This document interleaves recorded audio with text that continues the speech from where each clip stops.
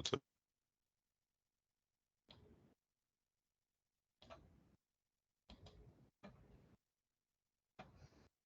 Bom dia a todos. Iniciamos formalmente a sessão de julgamento da 6ª Câmara Julgadora do TIT, do dia 7/7/2022, fazendo a verificação do quórum e pedindo aos colegas que confirmem a presença.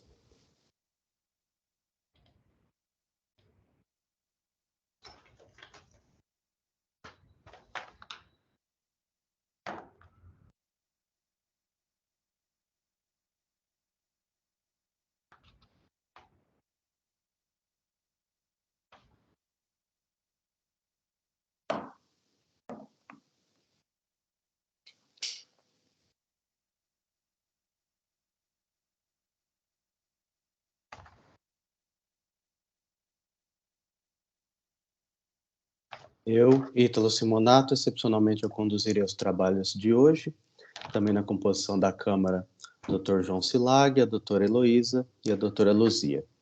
Também em sessão a doutora Aline, pela representação fiscal, e o doutor Pedro, que sustentará oralmente suas razões recursais. Informo que a sessão é gravada e, após seu término, será disponibilizada no canal do TIT no YouTube. Peço a gentileza de deixarem os microfones no mudo para evitar ruídos, só acionando quando forem falar. Iniciaremos pelo auto de infração 4061-040, Promedon, São Paulo, o único da pauta, de relatoria da doutora Heloísa, a quem passo a palavra para contextualizar o processo. Pois não, senhor presidente, bom dia a todos.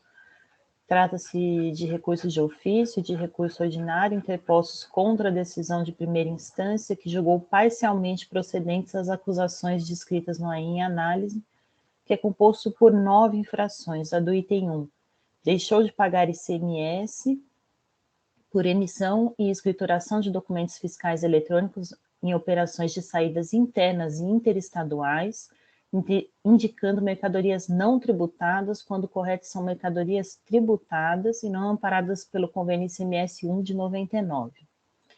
Os itens 2, 3 e 4 são infrações de creditamento indevido em operações de devoluções de mercadorias tributadas em retorno ao estabelecimento. O item 2 se refere a operações internas com contribuintes inscritos no Estado. O item 3 se refere a operações internas e interestaduais com não contribuintes ou pessoas físicas. E o item 4 se refere a operações com contribuintes de outras unidades da federação, portanto, operações interestaduais. Os itens 5, 6 e 7 são infrações de emissão de documentos fiscais eletrônicos em hipótese não prevista na legislação. O item 5 se refere a devoluções internas de mercadorias em operações com contribuintes. O item 6 se refere a operações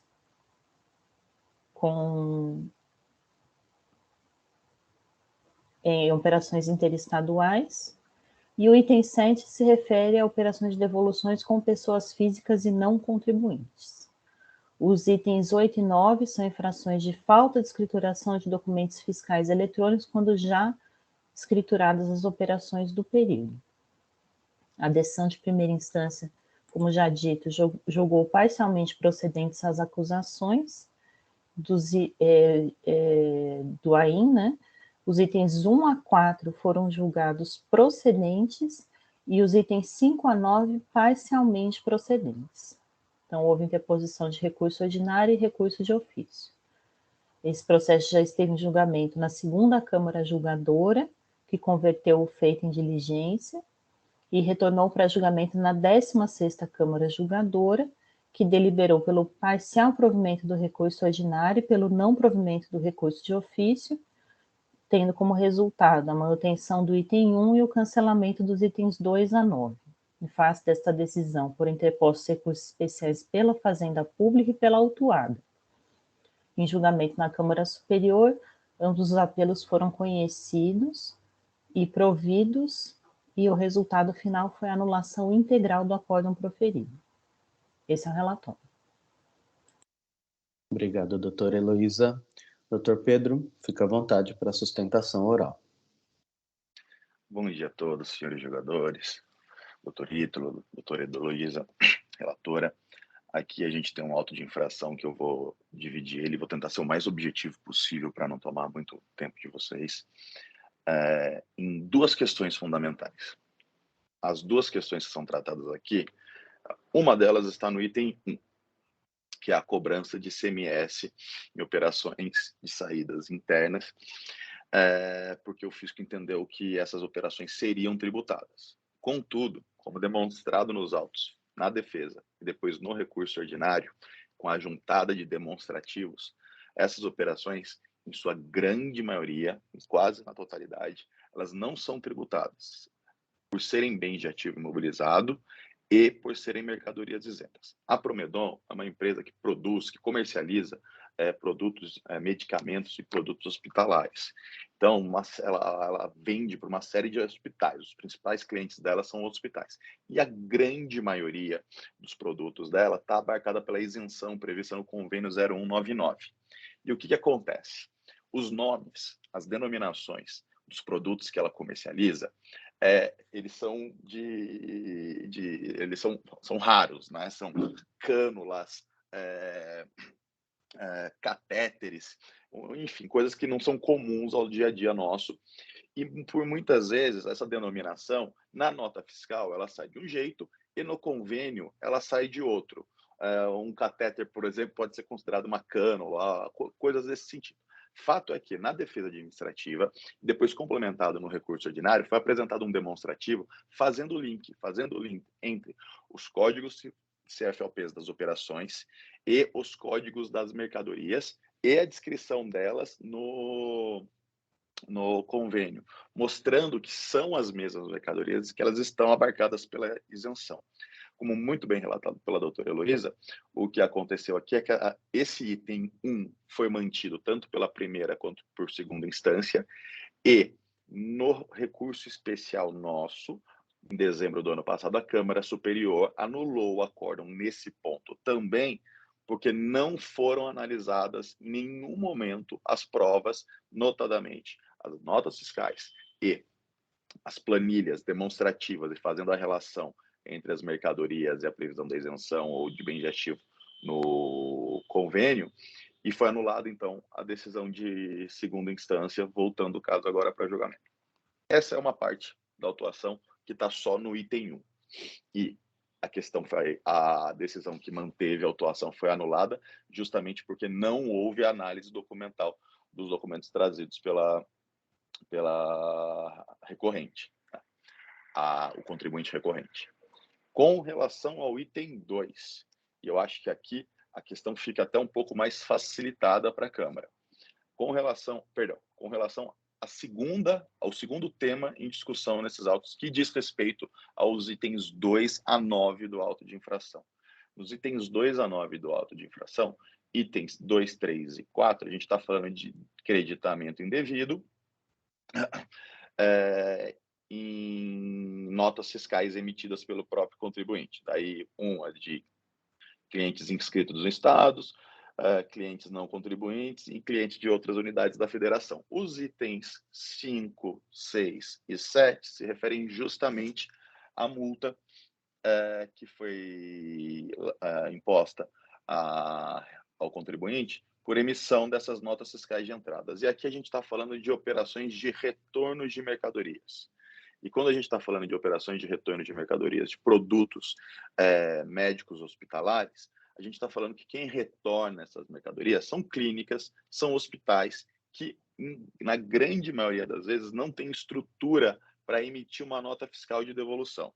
Para que não haja a cobrança indevida de ICMS em operações que foram devolvidas, o contribuinte, então, emitia a nota fiscal de entrada da devolução. O próprio contribuinte emitiu a nota fiscal de devolução das mercadorias e o fisco entendeu que esse procedimento seria incorreto e que não seria comprovada a devolução.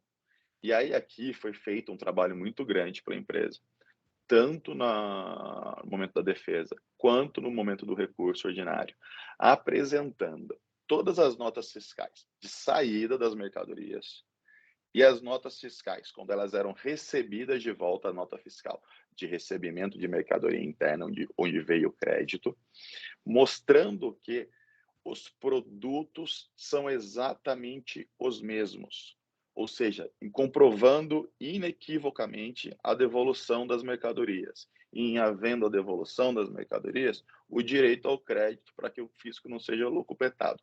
E qual que é o documento que comprova que houve a efetiva devolução das mercadorias? É a nota fiscal, mas não é a nota fiscal de per si, isoladamente. E eu vou explicar por que eu estou falando isso já. Não é a nota fiscal pura e simplesmente que dá o direito ao crédito. O que dá o direito ao crédito é que as informações constantes das notas fiscais, principalmente o número de código Anvisa das mercadorias, que consta na descrição das notas fiscais, e o número de lote das mercadorias, comprova que aquela mercadoria que saiu foi devolvida. E com isso, havendo o retorno das mercadorias, o direito ao crédito. Em segunda instância, a 16ª Câmara julgou improcedente essas acusações fiscais, cancelando integralmente essas acusações fiscais, tanto as acusações da não comprovação do retorno das mercadorias, a exigência do imposto por creditamento indevido, quanto as acusações relacionadas à multa imposta, ressaltando isso. E aí, aqui eu peço licença para tratar, a questão já foi bem apreciada, embora tenha sido anulado pela Câmara Superior, para ressaltar o voto da 16ª Câmara, que é ressaltado. Não vejo só amostras de notas fiscais de entrada, que em tese dariam suporte à devolução, quando confrontadas com as notas fiscais de saídas. Aí vejam o que fala nesse momento a decisão de segunda instância que foi anulada. Vejo mais. Vejo notas fiscais que possuem a descrição, o número de registro do produto da Anvisa, eis que os produtos médicos hospitalares de registro obrigatório na agência reguladora, o número de lote, o valor e a igual coincidência desses elementos, demonstrando assim a inequívoca comprovação do retorno das mercadorias. Essa foi a decisão de segunda instância.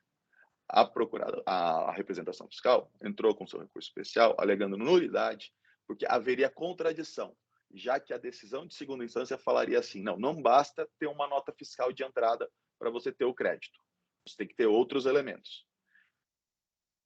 E a representação fiscal falou, mas ele só considerou a nota fiscal como embasamento para o crédito. E isso foi entendido como procedente pela Câmara Superior, que anulou o acórdão nesse ponto. Mas aqui eu peço vênias, talvez seja a questão de dar a importância de mudar a redação daquele acórdão que já bem analisou aqui.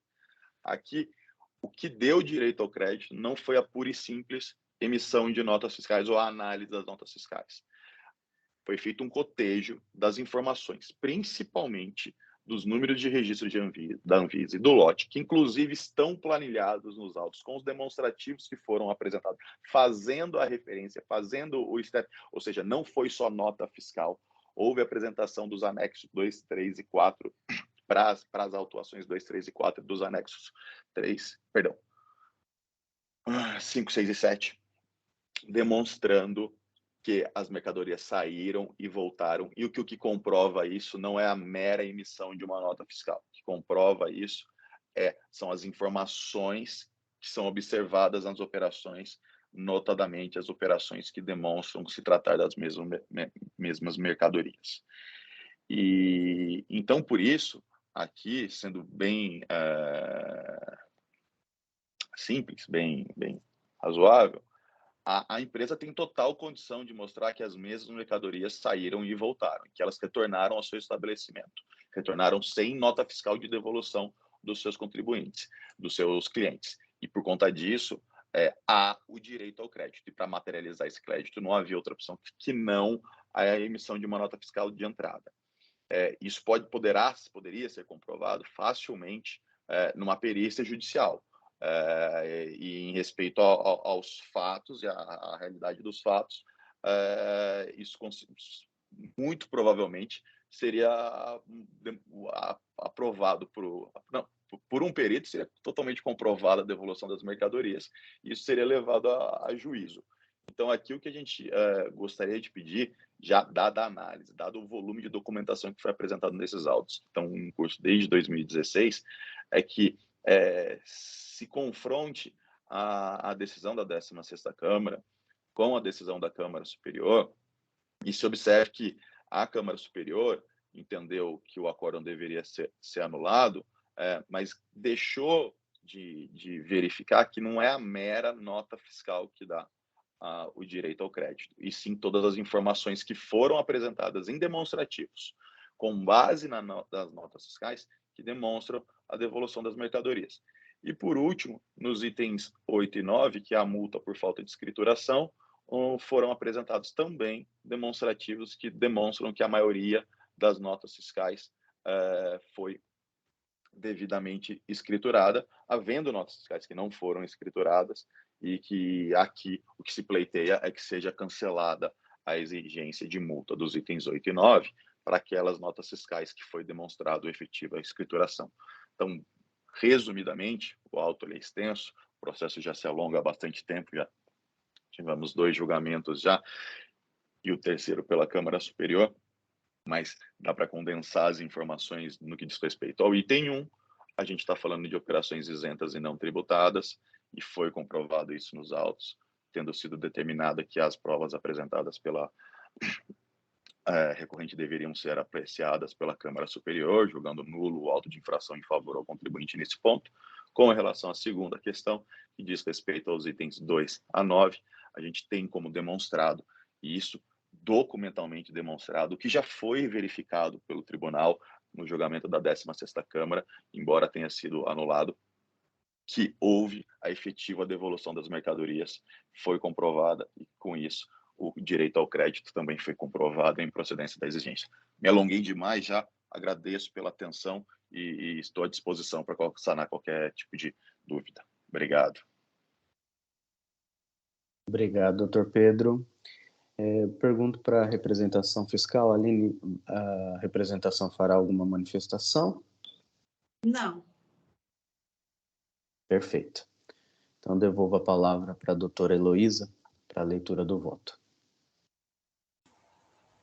Primeiramente, cumprimento o doutor Pedro pela sustentação oral, realmente é um caso bastante extenso e demanda realmente diversas explicações muito bem dadas pelo doutor Patrono.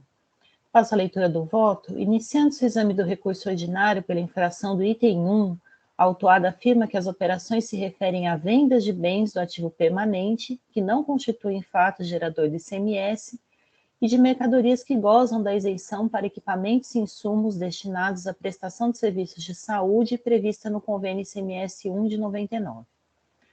A fim de comprovar suas alegações, apresentou planilha relacionando por amostragem os bens do ativo permanente e de mercadorias indicadas no convênio ICMS 1 de 99 e as cópias das notas fiscais correspondentes. Relacionou também a nomenclatura utilizada nas notas fiscais, aquelas constantes no anexo único do convênio e aos códigos NBM-SH, que é o anexo 1 da defesa administrativa. Em complementação, apresentou junto ao apelo ordinário demonstrativo 1, subdividido em demonstrativo 1, notas fiscais de devolução, demonstrativo 1, notas fiscais de faturamento, demonstrativo 1, notas fiscais de remessa, documentos esses que consistem em planilhas relacionando todas as notas fiscais objeto do item 1 da autuação, acompanhadas das respectivas cópias das notas fiscais. Em sede de manifestação fiscal, a AFRA autuante afirma que o contribuinte preencheu os documentos fiscais descrevendo as mercadorias de forma distinta daquelas elencadas no anexo único, razão pela qual se tratam de mercadorias tributadas. Relativamente às saídas de bens do ativo mobilizado, assevera que houve erro no código da operação, pois o CFOP 5949 indica outras saídas, operações essas que são devidamente tributadas conforme o artigo 2º do RICMES. Acrescenta que durante os trabalhos de fiscalização verificou-se que tais mercadorias saíram do estabelecimento e não voltaram, e que foram adquiridas com crédito de ICMS apropriado na entrada, fazendo parte do estoque de mercadorias comercializadas pelo contribuinte. A corroborar os termos da manifestação fiscal, a douta representação fiscal destacou a resposta à consulta tributária 166 de 2011, reproduzida na decisão de primeira instância, segundo a qual, para fazer jus à isenção, o produto deve constar por sua descrição e código NBM-SH, exatamente como relacionado ao anexo único do convênio ICMS-1 de 99. No que diz respeito às operações com supostos bens do ativo mobilizado, observa-se que nas cópias dos DANF juntadas pelo contribuinte à defesa e ao recurso ordinário, muito embora tenha sido indicado o CFLP 5949, o campo natureza da operação foi preenchido com a descrição remessa empréstimo de mobilizado. A autuada também combate a assertiva da autora do feito de que os bens não teriam voltado ao seu estabelecimento, correlacionando os documentos fiscais de remessa e de retorno, em cujas cópias é possível identificar dados consistentes relativamente ao destinatário, descrição do produto e valor. Não obstante, os demonstrativos acostados à defesa ao recurso ordinário, assim como as cópias dos DANFs de entrada e de saída, são documentos confeccionados pelo próprio contribuinte. O fato de a natureza da operação mencionar imobilizado e de os produtos terem retornado ao estabelecimento não são circunstâncias que permitem classificá-los como ativo mobilizado. Com efeito, não há nos autos qualquer elemento probatório adicional apto a comprovar que tais produtos integram essa conta do ativo, tais como seus registros contábeis, evidenciando em qual conta estão classificados, ou mesmo a demonstração de que o crédito relativo à sua aquisição foi apropriado à razão de 1,48avos, conforme previsto na legislação do ICMS. Quanto às operações com mercadorias alegadamente elencadas no anexo único do convênio ICMS-1 de 99, a autuada, de forma semelhante, elaborou demonstrativo às folhas 665, correlacionando a descrição de 5 mercadorias consignadas nos documentos fiscais a 2 produtos constantes do anexo do referido convênio. Observo, porém, que essas 5 mercadorias não correspondem a todos os produtos listados no demonstrativo 1 confeccionado pela autora do feito, reproduzidos também as folhas 1149 da manifestação fiscal. Ademais, a autora igualmente não apresentou elementos probatórios que permitem atestar a lisura da correspondência feita na planilha de folhas 665, como, por exemplo, informações dos fabricantes com descritivos e imagens demonstrando que se tratam dos mesmos produtos. Assim sendo, considero que a autuada não trouxe elementos suficientes para infirmar as acusações descritas no item 1 do AIM. Avançando nas razões do apelo ordinário, temos que nos itens 2, 3 e 4 refere-se à infração de creditamento indevido a título de devoluções internas de mercadorias tributadas sem os correspondentes documentos fiscais de devoluções emitidos por contribuintes inscritos no Estado, por contribuintes inscritos em outras unidades da Federação, e para acobertar as devoluções internas e interestaduais de mercadorias por pessoas físicas e jurídicas não contribuintes. Nos relatos infracionais de todos os itens em questão consta a informação de que, notificado pelo fisco, o contribuinte não comprovou os retornos das mercadorias ao seu estabelecimento efetuados pelos destinatários.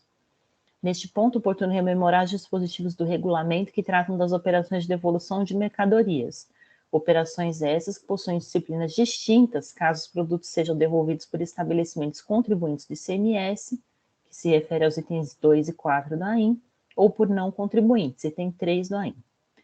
Então, a título ilustrativo dos normativos, eu cito 2 respostas à consulta. Primeiramente, a resposta à consulta tributária 23156, que trata das operações de devolução com contribuintes. Eu só vou ler os excertos que eu destaquei, em que se diz: a devolução de mercadoria é a operação que tem por objeto anular todos os efeitos de uma operação anterior, conforme conceitua o inciso 4º do artigo 4º do regulamento. Conforme disposto no item 3 da decisão normativa CART 4 de 2010, pelas regras gerais do ICMS, qualquer devolução de mercadoria efetuada por contribuintes do imposto, quer deste Estado como de outras unidades da Federação, deve ser acompanhada de nota fiscal com destaque do ICMS, calculado pelo mesmo valor na base de cálculo e pela mesma alíquota da operação original de venda, com expressa remissão ao documento correspondente, observado ainda o disposto no artigo 57 do RICMES, que prevê a aplicação dessa forma de cálculo do imposto, inclusive quando tratar-se de operação interestadual. E aqui diz que a consulente, na qualidade de contribuinte do ICMS, deve emitir a nota fiscal referente à devolução da mercadoria com destaque do ICMS. E, por fim, ressalta-se que, embora não exista prazo definido pela legislação para a devolução de mercadoria efetuada por contribuinte, Não se tratando de hipótese de garantia do produto, a mercadoria devolvida deve estar nas mesmas condições em que foi adquirida e, por isso, apta a ser reinserida no mercado como nova, sob pena de operação não poder ser caracterizada como de devolução, desfazimento. Em seguida, eu cito excertos da resposta à consulta tributária 22079, que trata das operações com não contribuintes. Então, eu destaco aqui, o estabelecimento vendedor que receber a mercadoria devolvida deverá observar no que couber a disciplina procedimental para apropriação do artigo 452 do RICMES. Desse modo, para que seja possível a apropriação do crédito pelo estabelecimento vendedor do imposto debitado por ocasião da saída da mercadoria devolvida, 1. Deve haver prova cabal da devolução, artigo 452, inciso 1 do RICMES. A nota fiscal de entrada deve ser emitida e registrada com o crédito do imposto, mas consignando os dados e referenciando o respectivo documento fiscal que amparou a operação original, conforme anteriormente exposto. Deve ainda informar os dados da pessoa que promover a devolução, artigo 452, parágrafo 2º do RICMES. É exigida a prova cabal da devolução. Recomenda-se que o estabelecimento que receber a mercadoria devolvida tenha prontos e efetivos controles a fim de comprovar a efetiva ocorrência da devolução da mercadoria. Agora eu prossigo no voto. Em breve síntese, pode-se afirmar que nos casos de operações de devolução contribuintes deste ou de outro estado, o documento hábil a legitimar o crédito apropriado deve ser emitido pelo estabelecimento que devolve as mercadorias e deve conter o mesmo valor da base de cálculo e a mesma alíquota da operação original de venda, com expressa remissão ao documento correspondente. A seu turno, nas operações com não contribuintes, o documento fiscal deve ser emitido pelo próprio estabelecimento que anteriormente remeteu as mercadorias, mas deve haver prova cabal da devolução, constante previsto no artigo 452, inciso 1 do RICMES. Autuada aduz que as devoluções promovidas pelos clientes são acompanhadas de notas fiscais de devolução nem sempre preenchidas adequadamente, ou não são acompanhadas de documentos fiscais emitidos pelos destinatários, o que obstaculiza o procedimento de retorno das mercadorias ao estoque de apropriação do crédito de ICMS. Assim, ela própria emite notas fiscais de entrada a fim de, abre aspas, dar transparência e identidade às operações de saída e posterior entrada por devolução, fecha aspas. A despeito de reconhecer que a conduta adotada não tem amparo legal, defende que deve ser observado o princípio da verdade real, em detrimento à literalidade da lei, uma vez que demonstrou, por meio de elaboração de planilha, na qual relaciona as notas fiscais de remessa e de retorno, a efetiva devolução das mercadorias. Destacou que a prova nos autos de que os produtos devolvidos são os mesmos remetidos anteriormente, pois são registrados sob número único junto à Anvisa. Acostou também as cópias dos DANFs e dos documentos fiscais em questão.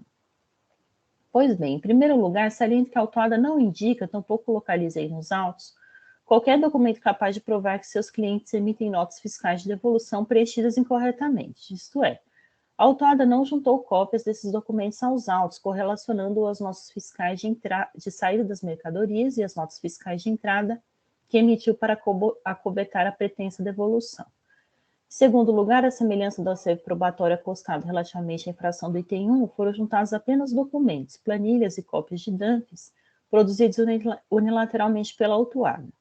E nas hipóteses das infrações dos itens 2, 3 e 4, a circunstância revela-se insuficiente para combater as acusações, na medida em que, conforme exposto supra, a legislação exige que a operação de devolução seja feita pelo destinatário, que se comprova por meio da nota fiscal de saída a título de devolução, quando realizada por contribuintes do imposto, e por outros meios que demonstrem cabalmente a devolução dos produtos ao estabelecimento remetente pelo destinatário não contribuinte, provas estas ausentes nesses autos. Em terceiro lugar, a própria autuada reconhece a irregularidade de sua conduta ao emitir documentos fiscais de entrada por ocasião do recebimento de mercadorias em devolução de contribuintes do ICMS, mas alega que deve fazê-lo para que seja possível o seu aproveitamento de créditos, argumento este que não pode ser acolhido em vista de sua flagrante contrariedade às normas vigentes. Ademais, consoante sublinhado pela autora do feito na manifestação fiscal, os documentos fiscais de entrada sequer trazem no campo informações adicionais dos dados das respectivas notas fiscais de saída. Start considera procedentes as acusações descritas nos itens 2, 3 e 4 do AIM, seja porque o procedimento adotado pelo autuado está em desacordo com a legislação, seja em razão da inexistência nos autos de elementos probatórios capazes de demonstrar a ocorrência de devoluções promovidas pelos destinatários das mercadorias. Acerca dos itens 5, 6 e 7, a autuada suscita preliminarmente a nulidade do lançamento por não identificar de forma clara e precisa a infração cometida, já que não se indicou quais das 7 alíneas do artigo 127, inciso 2 do RICMES teriam sido violadas. Quanto ao mérito, defende a manutenção dos termos da decisão recorrida, que os cancelou parcialmente em virtude da aplicação do princípio da conjunção absorção. A douta representação fiscal postula o restabelecimento dos itens em questão sob o fundamento de que os núcleos das infrações de creditamento indevido e de emissão de notas fiscais em desacordo com a legislação são condutas autônomas entre si, além de não haver impeditivo legal para que sejam aplicadas cumulativamente, pois não estão contempladas nas hipóteses previstas no parágrafo 3º do artigo 85 da Lei 6374. Relativamente à preliminar de nulidade suscitada pelo contribuinte, verifico que as alíneas do artigo 127, inciso 2 do RICMES elencam os dados a serem preenchidos relativamente ao destinatário ou remetente no documento fiscal, tais como nome, CNPJ e inscrição estadual. Tendo em vista que no entendimento da fiscalização não houve comprovação das operações de devolução de mercadorias, por decorrência lógica, a indicação daquelas pessoas como remetentes às notas fiscais de entrada emitidas pela autuada foi considerada incorreta. Ademais, como bem salientado no parecer da representação fiscal, a autuada demonstrou ter compreendido adequadamente as acusações que lhe foram imputadas, não havendo qualquer prejuízo ao seu direito de defesa. Assim, não vislumbra a existência de nulidade do lançamento sob este aspecto.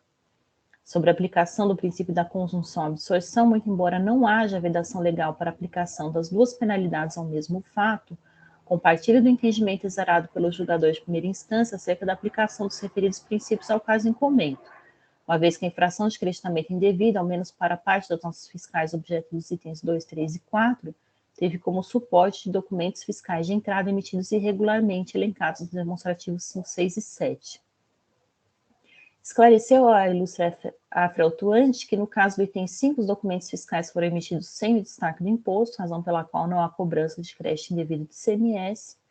No caso do item 6, as mercadorias não são tributadas, portanto, igualmente não se exigiu o crédito de ICMS das operações. E no caso do item 7, a infração é regulamentar. Com efeito, é possível atestar, a partir dos demonstrativos elaborados pela afrautuante, das cópias dos DANFs e das páginas dos registros fiscais dos documentos de entrada das mercadorias, juntados por amostragem, que algumas notas fiscais relativas aos itens 5, 6 e 7 não contêm destaque de ICMS, que o contribuinte não as escriturou com crédito do imposto. Por outro lado, verifica-se que parte dos documentos fiscais constam nos demonstrativos relativos aos itens 2, 3 e 4, e nos demonstrativos referentes aos itens 5, 6 e 7, evidenciando que ao menos estas notas fiscais foram objeto da autuação de creditamento indevido e também de emissão de documento fiscal, em hipótese não prevista na legislação, devendo, portanto, ser excluídas. Assim, não merece reparos a decisão recorrida que cancelou parcialmente as exigências dos itens 5, 6 e 7 relativas às notas fiscais nesta situação. Avançando para as acusações dos itens 8 e 9, a autuada argumenta que muitas das notas fiscais foram efetivamente escrituradas em seu livro registro de entradas ou foram canceladas. A decisão de primeira instância excluiu as notas fiscais 442, 528, 1067, 1068, 1069, 1070, 1219, 1820, 5037, 2177, 848, 43909 do item 8.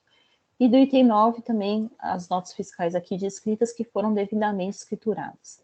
E as notas fiscais 5723, 5804 foram canceladas.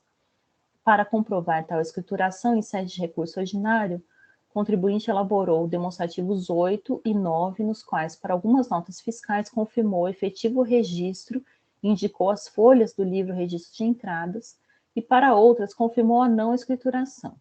Em seguida, juntou as respectivas cópias das páginas de seu livro registro de entradas. Ocorre que, relativamente ao item 8, o contribuinte indicou as folhas 9511 e 9517, que não escriturou as notas de número 442, 528 e 43909, mas postulou o não provimento do recurso de ofício nas contrarrazões apresentadas.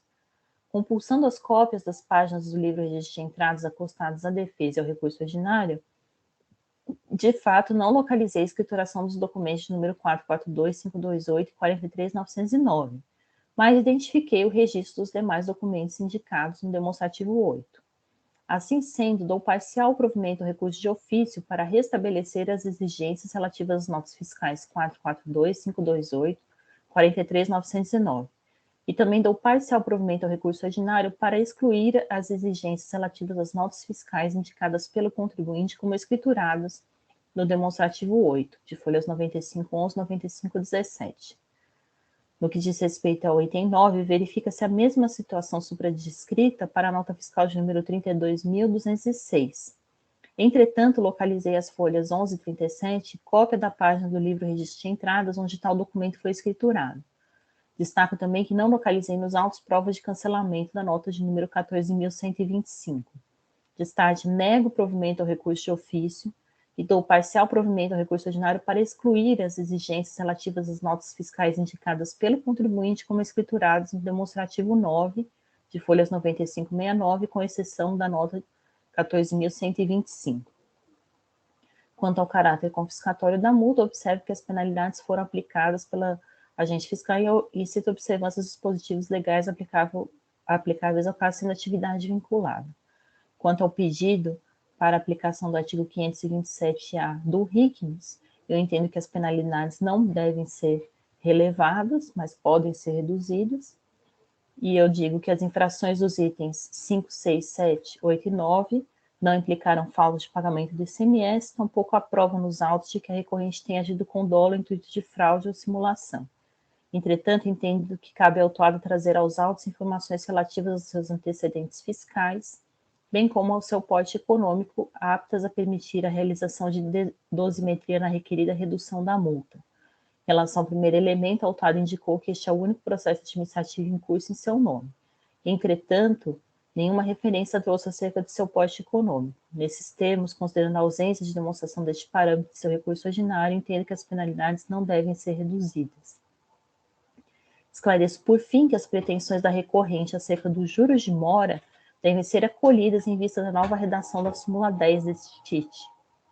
Então, ante todo exposto, conheço do presente recurso de ofício para lhe dar parcial provimento, estabelecendo as exigências relativas às notas fiscais 442, 528 e 43.909 do item 8. Conheço do recurso ordinário para lhe dar parcial provimento, cancelando as exigências relativas às notas fiscais listadas no demonstrativo 8, de folhas 9511 e 9517 do item 8, e as exigências relativas às notas fiscais indicadas pelo contribuinte como escrituradas no demonstrativo 9, de folhas 95 e 69, com exceção da nota de número 14.125, relativa ao item 9, bem como para limitar os juros à taxa Selic nos termos da nova redação da súmula 10 deste TIT. E eu mantenho os termos da decisão recorrida quanto aos itens 1 a 7. Esse é o voto, senhor presidente. Obrigado, doutora Heloísa. O processo está em discussão. Adianto aqui, sob a ótica essencialmente jurídica, seja sob essa ótica, né, seja sob o prisma fático-probatório, eu conduzo-me no mesmo sentido do voto da doutora Heloísa, não havendo necessidade de reingressar nos pontos que já foram bem fundamentados no voto de relatoria. Enfim, eu acompanho bem elaborado o voto. Pergunto se mais algum dos colegas deseja se manifestar. Não havendo, eu encerro os debates e passo à verificação de quórum.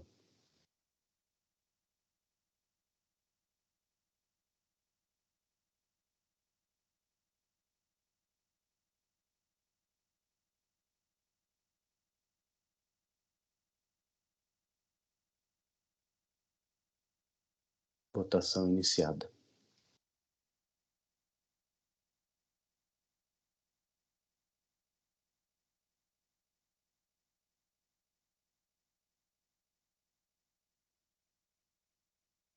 Doutor Pedro, por unanimidade, prevaleceu o entendimento da doutora Heloísa, conhecendo ambos os recursos e provendo-os parcialmente conforme já lido. Agradeço a presença e desejo um excelente dia. Agradeço, desejo um bom dia também. Tchau, tchau. Tchau, tchau. Encerro aqui a votação.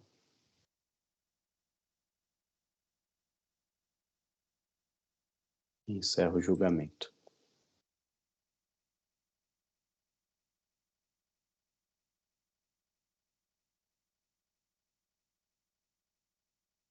Como era o único processo da pauta, eu encerro formalmente a sessão, agradecendo aí a todos os presentes.